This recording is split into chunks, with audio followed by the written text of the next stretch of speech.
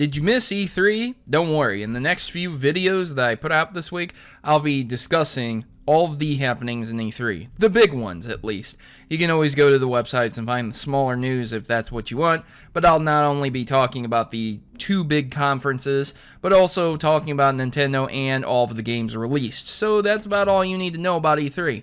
So I'm just putting that out there. A lot of people want me to talk about the Orlando shootings, and because I'm a veteran and what I think about it and stuff like that, that's going to go on my side channel. Dr. Freedom with Never Fear Your Freedom is here. Again, you can go ahead and take the link there. I'll leave it in the description if you really want to.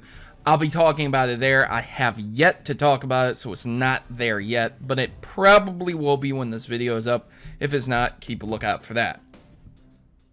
So E3 was pretty interesting. A lot of nothing. A lot of promises were made. I know a lot of people will probably get offended and defend their specific consoles. Remember, you don't have a stake in the company, and if you do have a stake in the company, by all means take offense. However, a lot of people were expecting a bit more. A lot of people were expecting to see the PlayStation Neo. Before E3 even happened, it was not revealed, saying that they are developing it, but they can't show it to us yet. And the same thing with Xbox and Project Scorpio and stuff like that. A lot of confirmation happened. A lot of release dates were put out for games that we were expecting, but there was nothing really like, oh, we're dropping the bomb, boom, you know, except for Project Scorpio. I guess that would be kind of a bomb, I guess. Rumors kind of took the wind out of their sails. So anyways, the new PlayStation VR gun controller promises 1-to-1 precision FPS.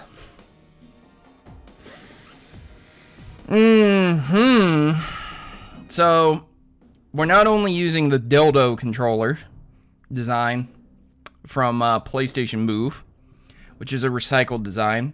I'm not saying it's a bad design, but this thing looks, I want to say retarded, but at the same time, if it does its job, I guess that'd be sweet. I don't think I would want to play a first-person shooter like this. I think it would be extremely uncomfortable for me to hold a gun up the entire time in a position, moving around and shooting while in a VR world. Here's what it looks like. You can see it. You can see that the thumbstick to move around, maybe do certain movements. You push thumbstick in, the triggers, D-pad, stuff like that. You can see the way it's designed. It doesn't look terrible. It does not look terrible. But using 1-to-1 tracking, pointing the controller at a particular spot or angle in the real world will point your virtual gun at the same target.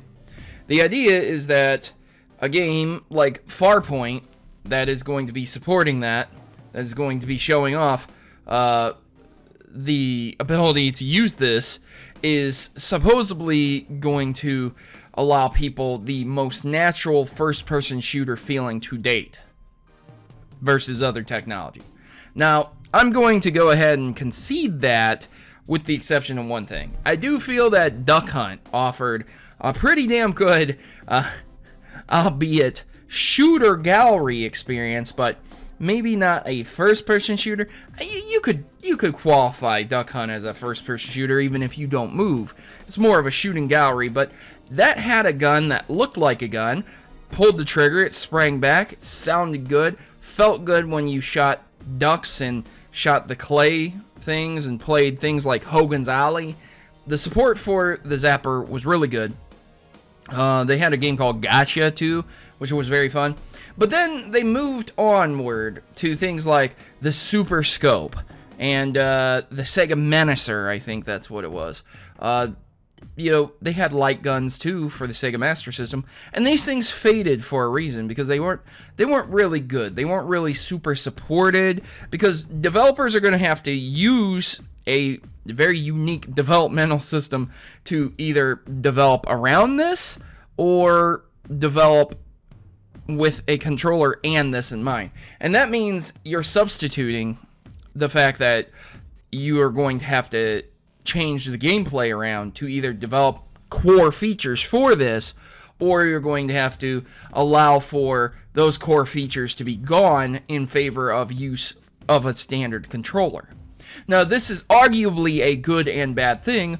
If you look back at first-person shooters like Metroid Prime 3, you can go ahead and make the comparison that while it would be very fun to play with a controller, at the same time, a lot of the core features that was in the game, like, for example, throwing your grappling beam or whatever the beam was called to rip off someone's shields, with the nunchuck, that's something that would have been sacrificed if you had to use just a controller. They would have had to map two separate control schemes, and they're not going to do that for a very unique controller type. So Nintendo's been doing this for a while, and they're kind of moving away from the whole motion control fad. And again, I think this is a good idea, but at the same time, being super unique, it's going to be very difficult for other developers to use this and implement it, because again, they're going to have to bank on the fact that a lot of people are going to have this controller, a lot of people are going to want to use this controller. You think about it, after a hard day's work at a factory, which is one of the most plentiful jobs that are available in the United States currently, would you want to stand and shoot with your VR headset on?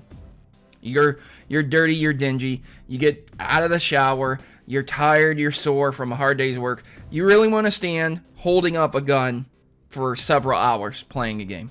A lot of people just want to sit on their couch and veg out playing Call of Duty. Now, I'm not critiquing this at an innovation standpoint, not at all. I think this is outstanding work. I think it's great that companies are thinking about introducing things like this, but at the same time, I'm a very realist. This is kind of ridiculous to think that everyone and their mom is going to buy this. Yeah, maybe if they have a VR headset, they might want this for a more immersive experience, but at the same time, I don't really like the recycled equipment. The dildo on the front of it looks really fucking retarded.